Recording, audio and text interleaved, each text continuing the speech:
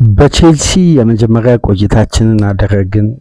ከዛም በኋላ ሮቤርቶ ዲዘርቢን ትኩረት አድርገን በተመሳሳይ ቆይታ አደረግን። ሶስተኛ ክፍል ፕሮግራማችን እንግዲህ ምሽት ላይ ሲደረጉ የነበሩትን የሀገራት የዓለም ዋንጫ የጥሎ ማለፍን ጨዋታ ሀገራችን ኢትዮጵያ ቀን ላይ 1-0 በመልስ ጨዋታ በድምሩ 4-0 ካሸነፈች በኋላ በዛ ድል ደግሞ የሀገራትን ጨዋታ ስንመለከት ነበር። በብሔራዊ ቡድን ጨዋታዎች አንዳንዴ መቀበል የማንፈልጋቸው ሽንፈቶች አሉ። ከሀገራችን በዘለለ መጀመሪያ የሀገራችን ብሔራዊ ቡድን ሲሸነፍ የሚሰማን አይነት ስሜት አለ። ከየትኛውም የእግር ኳስ ስሜት በላይ ከክለባችን ከምንደግፈው ክለቦች በላይ ሀገራችን ሲሸነፍ በጣም ትኩረት የምናደርገውን ደረጃ ስንመለከት በጣም ጥልቅ ነው። በርካታ ነጥቦችን እናነሳለን። ሁሉም የራሱን ሀሳብ ይሰነዝራል። እግር ኳስ አፍቃሪያን ደግሞ ስንሆን አንዳንዴ በሀገራት ውድድር ውስጥ ሁሌም በትላልቅ ውድድሮች በዓለም ዋንጫ፣ በዩሮፕ፣ በአፍሪካ ዋንጫ ማየት የምንፈልጋቸው በኮፓ አሜሪካ ምናምን ማየት የምንፈልጋቸው ሀገራቶች አሉ። በተለይ ካላቸው ስምና ዝናና በኢሮፒያን ቶፕ 5 ሊጎች ውስጥ ያላቸውን አሻራ ስንመለከት ደግሞ የበለጠ ትኩረታችን ከፍ ይላል። ከነዚህ መካከል አንዷ እንግዲህ ጣሊያን ናት። የጣሊያን ከዓለም ዋንጫ ለሶስተኛ ተከታታይ ዓመት ለመጀመሪያ ጊዜ ከዓለም ዋንጫ ውጭ ሆናለች። በጣም አሳዛኝ በእግር ኳስ አንዳንዴ መንቀበል ከማንፈልጋቸው እውነታዎች መካከል አንዱ የዚህ አይነት ታሪካዊ ባለብዙ የዓለም ዋንጫ ባለድል ከጀርመን እኩል 4-4 በዩሮፒያን ሀገራት ከፍተኛውን ድል ማሳካት የቻለች አገር ለሶስት ተከታታይ ዓለም ዋንጫ ለማሳተፍ ከባድ ነው። የራሽያን የኳታርን ያን የመሰለ አስደናቂ ዓለም ዋንጫ አሁን ደግሞ በአሜሪካ መካከል የሚደረገውን ዓለም ዋንጫ እንግዲህ አዘጋጅነት ጣሊያን አትሳተፍም። በጣም የሚያሳዝን የቬንቹር ስህተት ስንል የማንቺኒ ስህተት ስንል አሁን ደግሞ በድጋሚ በጂሪኔራ ጋቱሶ ውስጥ በጂሪኔራ ጋቱሶ ስር እንግዲህ ደካማ ውጤት ተመዝግቧል። ሰላም ጤና ይስጥልን፣ እንደምንቆያችሁ ውድ አድማጮቻችን፣ ላይክ፣ ሼር፣ ሰብስክራይብ እንድታደርጉ ከሀገር ውጭ የምታደምጡ በሱፐር ስቲከር፣ በሱፐር ቻት፣ በሱፐር ታንክስ ድጋፍ እንድታደርጉ በአክብሮት እየጋበዝን ከሀገር ውጭ የምታደምጡ በሱፐር ስቲከር፣ በሱፐር ቻት፣ በሱፐር ታንክስ ድጋፍ አድርጉ። የትናንትናውን ዕለት ፕሮግራማችንን ያደምጡ ከሀገር ውጭ የሚያደምጡ አድማጮቻችን እንግዲህ ጥሪያችንን አክብረው በከፍተኛ ሁኔታ ድጋፍ አድርገውልናል። ደረጀ ከሳውዝ አፍሪካ እናመሰግናለን። የሁል ጊዜ ከቻናላችን ጎን በመቆም በከፍተኛ ድጋፍ እያደረገልን የሚገኘው ቶማስ አሰፋን በድጋሚ በከፍተኛ ሱፐር ታንክስ ድጋፍ አድርጎልናል። ሁለቱን አድማጮቻችንን ከልብ እንድታመሰግኑልን እኛም በቻናላችን በአድማጮቻችን በቤተሰቦቻችን ስም ልባዊ ምስጋናችንን እናቀርባለን። የመጨረሻ ክፍል ፕሮግራማችን የዕለተ ረቡዕ ትኩረት የሚያደርገው እንግዲህ የዓለም ዋንጫ ጥሎ ማለፍ ጨዋታዎች ትናንት ምሽት የተመዘገቡበት ድራማን በጣሊያን እግር ኳስ ላይ የመጣው ማዕበል መች እንደሚያቆም እንግዲህ እስካሁን ግራ ያጋባል። ጣሊያን 2006 የዓለም ዋንጫን ካሸነፈች በኋላ ወደ ዓለም ዋንጫ እንኳን ብትሻገር ከምድቧ ማለፍ አልቻለችም። ከግሩፕ ስቴጅ አላለፈች። 2014ም ለመጨረሻ ጊዜ ኬሊኒን ሉዊስ ሱዋሬዝ የነከሰበት ዓመት ላይ ለመጨረሻ ጊዜ እንግዲህ በዓለም ዋንጫ ደረጃ ጣሊያንን የተመለከት ነው። ትናንት ምሽት ምን አይነት ድራማ ቢፈጠር ነው ጣሊያን ወደ ዓለም ዋንጫ እንዳትሻገር የጠባቧ ሀገር አነስተኛ የህዝብ ቁጥር ያላት በኢኮኖሚያ ደካማ የሆነች ሀገር ጣሊያንን ከውድድር ውጭ ያደረገች? ቦስኒያና ሄርዞጎቪና የነ ኤዲን ዤኮ የነ ፒያኒች ሀገር የጨዋታውን አብዛኛውን ክፍለ ጊዜ ኢጣሊያንን ስደበድብ ያመሻችው ሀገር ጣሊያን ጨዋታውን ገና በጀመረ በ15 ደቂቃ የባሬላና የሞሲኪን አስደናቂ ሊንካፕ ተፈጥሮ ጨዋታውን መምራት ቻሉ። በጣሊያን እግር ኳስ አስተሳሰብ ውስጥ የማናጣው አንድ ትልቁ ጉዳይ ምን እንደሆነ ታውቃላችሁ? ጌም ማኔጅመንት። ጌም ማኔጅመንት ለዓለም እግር ኳስ እንደ ጣሊያን እግር ኳስ አስተማሪ የጨዋታ ስትራቴጂ ያለ አይመስለኝም። በኔ እድሜ እኔ እግር ኳስን መመልከት ከጀመርኩ ጊዜ ጀምሮ የጣሊያን ቡድኖች ጨዋታን ከሚመሩ ባይመሩ ነው የሚሻለው። ከዛም በኋላ ያለውን ጨዋታ መመልከት በጣም አሰልቺ ነው። የሚከላከሉበት ስትራክቸር ይሄ ካቴና የሚባለው አሌግሪን ተመልከቱ።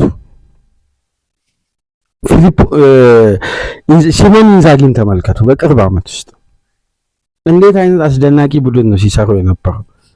ግን የቡድናቸው ትልቁ ጥንካሬ ምንድነው? መከላከል ነው። አስተማማኝ የዲፌንሲቭ ላይን በመገንባት በጣሊያን እግር ኳስ በየዘመኑ የማይታሙ የጣሊያን እግር ኳስ ስትራቴጂዎች መካከል ትልቁና ዋነኛው ማለት እንችላለን የመከላከል ስትራክቸራቸው። ታዲያ እነዚህ ጥንካሬዎች በጣሊያን እግር ኳስ ውስጥ ልምድ ተደርገው እየተወሰዱ ለዘመናዊ እግር ኳስ የመከላከል ቅርጽን አስተማሪ በሆነ መንገድ ሰፊ ትንተና የተሰጠበት፣ ግን ጣሊያን የራሷን መረብ ጠብቃ መቆየት አልቻለች። 15 ደቂቃ ላይ ሙሲኪን ካስቆጠረ ይሄ የመጨረሻ 90 ደቂቃ ነው። ተጨማሪ የማሰቢያ ጊዜ በሌለበት በአዲሱ የዓለም ዋንጫ የማጣሪያ ሂደቶች ጣሊያን ጌም ኮንሰንትሬሽን ኢንጌም ማኔጅመንት ስህተት ይፈጠርባታል ብዬ በጭራሽ አልጠበቅኩም ነበር። እንደውም እኮ በነ ስዊድን ምናምን በነ መቄዶኒያ ከውድድሩ ውጪ ስትሆን አንድ የምናስተውለው ያገኙትን አድቫንቴጅ አለመጠቀምና የሚቆጠርባቸው ግብም ነበር አይደል ስናስተውል የነበረው። አሁን እኮ የጣሊያን ትልቁ ችግር ምን ሆነ? አስቆጥሮ ያንን አለመጠበቅ። ከጣሊያን እግር ኳስ ባህሪ አንዱ መገለጫ በሆነው ሲስተም ጣሊያን ራሷን መጠበቅ አልቻለችም። ባስቶኒ በቅርቡ እንግዲህ እንደሰማችሁት ወደ ባርሳ ለመዘዋወር ቅድመ ስምምነት እንደፈጸመ እየተነገረ የሚገኘው ሴንተር ባክ፣ አስደናቂው ቴክኒሻል ሴንተር ባክ አላግባብ ፋውል ንክኪ ስለነበረው ያው ያሰጣል አያሰጥ የሚለው ጉዳይ ብዙ ቢያጨቃጭቅም 42ኛ ደቂቃ ላይ እየመራ ካለ ቡድን ባስቶኒ በቀይ ካርድ ወጣ። ከዛም በኋላ ለጣሊያን 90 ደቂቃው 90 ቀን ነው የሆነው። 30 ሙከራ አስተናገደች። የጂጂ ዶናሩማ አስደናቂ ምሽት ነበር። ጣሊያን ብታልፍ ክሬዲቱ 100% መውሰድ የነበረበት ጂጂ ዶናሩማ ነው። በግሩም ሁኔታ ቡድኑን እንግዲህ እስከ 79ኛ ደቂቃ ድረስ የተቻለውን ሁሉ አድርጎ ጠበቀ። ግን ከዚህ በላይ ሊቋቋም አይችልም። ምክንያቱም ብቻውን እነዛን ሁሉ ኳሶችም እየመከተ 90 ደቂቃ ሙሉ ለመቆየት አይቻልም። ታባኮቪች ነው እንግዲህ ከኤክስፒሪየንስ ካለው 40 ዓመት ከሞላው የጣሊያን እግር ኳስ የበለጠ ከፍ ያደረገው ተጫዋች ኤዲን ዤኮ በጨዋታው አሲስት ያደረገ 1-1 ነው። ወደ ተጨማሪ ደቂቃ ሄዱ። የቦስኒያ ቅጥቀጣም ብልጫም በላቀ ደረጃ በተስተዋለበት የምሽቱ ጨዋታ ምክንያቱም ጣሊያን በጎዶሎ ስለነበረች። ቀጥሎ እንግዲህ ወደ ተጨማሪ ደቂቃ ሄዱ። የተጨማሪ ደቂቃ ተጠናቀቀ። በመለያ ምት 4-1 ተሸንፋ ጣሊያን እንግዲህ ከውድድሩ ውጭ ሆነች። ከዓለም ዋንጫ 2026 ለ3 ተከታታይ ዓመት ውጭ መሆን ቻለች። በጣም አሳዛኝ የእግር ኳስ ክስተት። እኔ የጣሊያን እግር ኳስ በሌላው ነገሩን እንተው፣ ለእግር ኳሳዊ ዝንባሌ ትልቅ በግሌ በኔ የእግር ኳስ እይታ ዘመን ትልቁን አስተዋጽኦ ያደረገው የጣሊያን እግር ኳስ ነው። በአባ በዚህ ፕሮግራም ዋና አዘጋጅና በታላቅ ወንድሜ ምክንያት የጣሊያን እግር ኳስን በደንብ የመከታተል ኤክስፒሪየንሱ ነበረኝና ብዙ የጣሊያን በተለይ የክለቡ በጣም የማደንቀው የጣሊያን ብሔራዊ ቡድን እኔ በግሌ ከተመለከትኳቸው እስካሁን ከማርሴሎ ሊፒ 2006 የዓለም ዋንጫ አንስቶ ከተመለከትኳቸው የጣሊያን ብሔራዊ ቡድን እንደ ሴዛሪ ፕራንዴሊ አይነት ምርጥ ታክቲሽን የጣሊያን ብሔራዊ ቡድን በሚያስደንቅ የጨዋታ ብልጫ ተጋጣሚን የሚያሸንፍ የታክቲክ ብልሃትና ባላንስ ኦፍ ዘ ጌም ኢኮኖሚካል ፉትቦል ያላቀናጀው ሲስተም የለም። የ3-5-2 ትክክለኛው ካራክተር ከአንቶኒዮ ኮንቴ በሉት ከማንም በላይ ታስታውሱ እንደሆነ የዲናታሌ ካሳኖ ባላቶሊን እና ባለዛራቲን እና ዲሺሊዮን ፓውሊሲዮን የግራ ፉል ባኩን እነዛ ሶስቱን ሴንተር ባኮች የሚጠቀመው ባርጋዚ ኬሊኒን እና ባኑቺን ዲሮሲ ፒርሎ ማርኪዚዮን ሞንቴቪዲዮን አማካይ ስፍራ ላይ በነበረበት ወቅት ያ 2012 ከስፔን ብሔራዊ ቡድን ጋር ፋይናል የደረሰውን ቡድን የበለጠ በኔ በግሌ እስካሁን ድረስ ካየዋቸው ምርጡ የኢጣሊያን ቡድኖች በቅርብ ዓመት ውስጥ አንደኛው። ቴክኒካሊ ኳሱን ምርጥ ነው፣ ታክቲካሊ ጣሊያንን ይመስላል። ከዛን ጊዜ በኋላ እንግዲህ ኮንቴ መጥቶ በነጃኪሪኒ የፈጠረው የ3-5-2 በነግራዚያኖ ፔሌ ምናምን ጥሩ ነበር፣ ግን ፈቀቅ ሊል አልቻለም። በግሌ ሲመለከት የምሽቱን ጨዋታ የጄኔሬሽን ክፍተት አለ።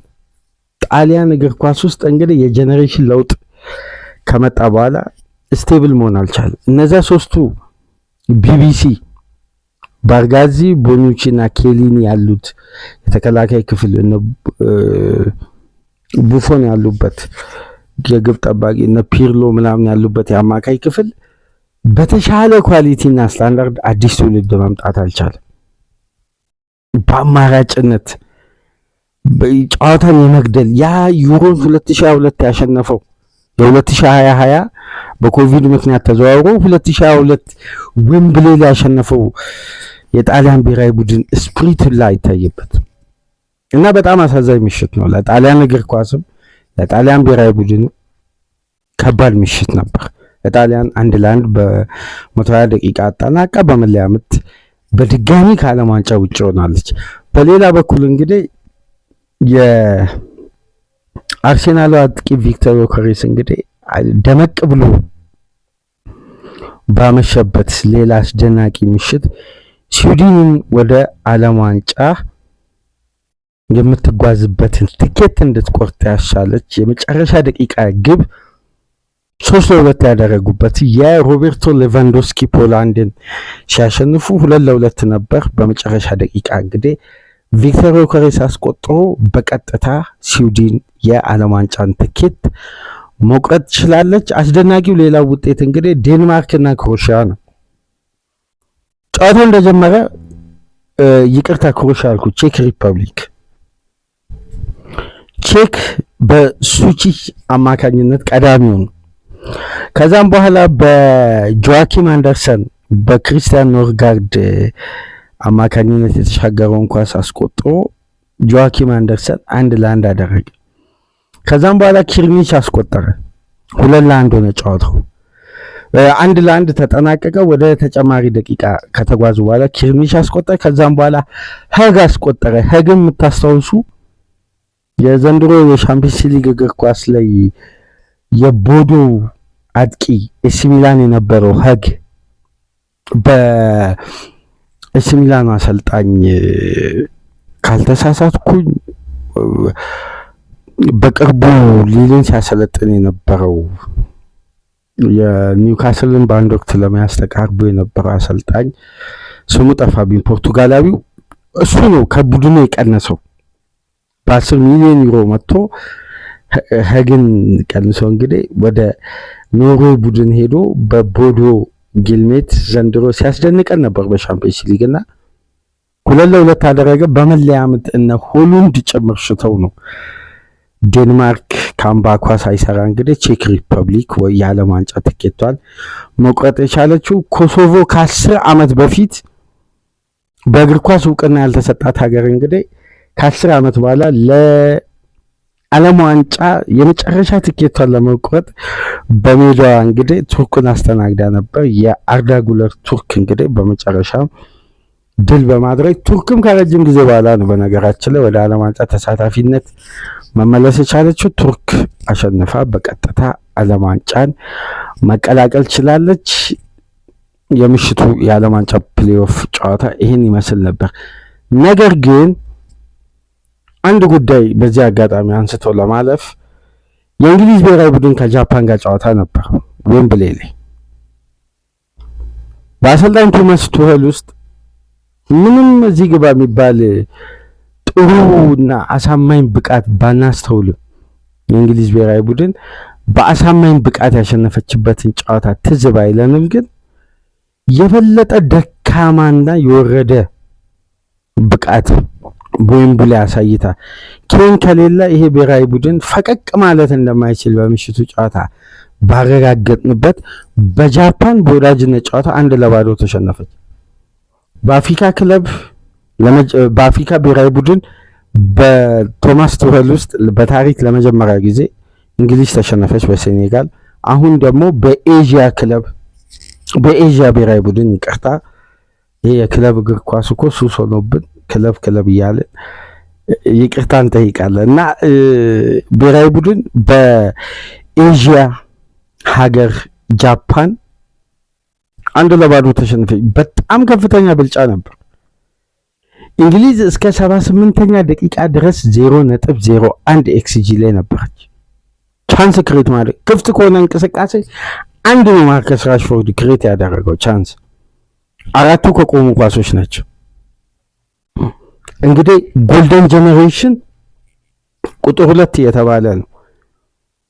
ይሄን እንግዲህ በቀጣይ የምንመለከት ይሆናል። ለማንኛውም ግን በካይሮል ሚቶማ አስደናቂ ካውንተር አታክ ግብ ጃፓን እንግሊዝን በታሪክ ለመጀመሪያ ጊዜ ማሸነፍ ችላለች። እንግሊዝም እንግዲህ ደካማ ሪከርድ ከ22 ተከታታይ ያለመሸነፍና የድል ጉዞ በኋላ በሽንፈት ደምድማለች ማለት ነው በአሰልጣኝ ቶማስ ቱኸል ውስጥ። ለማንኛውም የእንግሊዝ ብሔራዊ ቡድንም 1-0 በዌምብሌ በኤዥያ ከተወከሉ ሀገራት መካከል አንዱ የሆነው በጃፓን በካይሮል ሚቶማ ብቸኛ ግብ ሽንፈት አስተናግዳለች። የስፔን እና የግብጽ ጨዋታ ከፍተኛ ውዝግብ አስነስቷል። እሱን ደግሞ በነገ በሚኖረን ፕሮግራም አጠቃላይ መረጃዎችን አጣርተን ወደ እናንተ ይዘን የምንመጣ ይሆናል። ፕሮግራማችንን ላይክ፣ ሼር፣ ሰብስክራይብ ማድረጋችሁን እንዳትረሱ። ከሀገር ውጭ የምታደምጡ በሱፐር ስቲከር፣ በሱፐር ቻት፣ በሱፐር ታንክስ ድጋፍ አድርጉ። ደረጀ ላደረክልን ድጋፍ፣ ቶማስ ላደረክልን ድጋፍ ከልብ እያመሰገንን ከእናንተ ጋር በእንዲህ መልኩ ቆይታ ያደረግን። ሰላም ቆዩ።